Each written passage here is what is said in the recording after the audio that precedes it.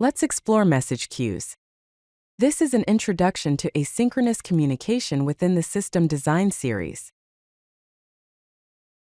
Message queues are a communication method where messages are sent between services and are stored temporarily in a queue until they are processed. Let's understand the difference between synchronous and asynchronous communication. In synchronous communication, a request is sent, and the system waits for a response, making it a blocking operation. In asynchronous communication, a message is sent and the system continues its operation, processing the message later. This is a non-blocking operation. The key components of a message queue system include a producer, a queue, and a consumer. The producer sends the message to the queue. The queue stores the message. The consumer receives the message from the queue for processing. Here is a simple example using Python. On the left, we have a producer that sends a message.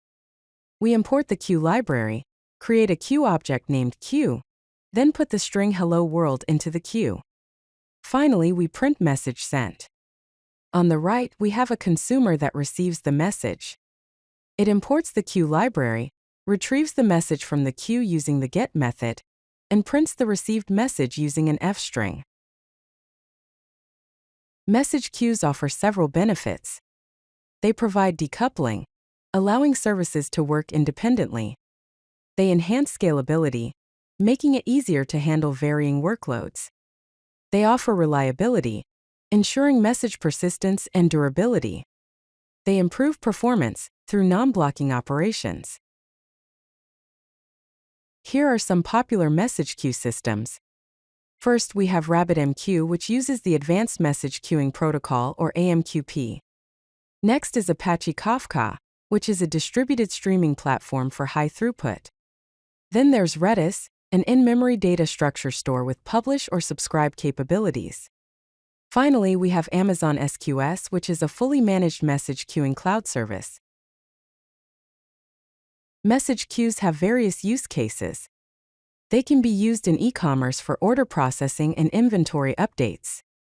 They can be used for data processing in ETL pipelines and batch processing. They are also suitable for notifications such as email, short message service, and push notifications. Finally, they can be used in microservices for service-to-service communication. If you like this video, hit that like button and don't forget to subscribe. Visit CodeLucky.com for more such useful content.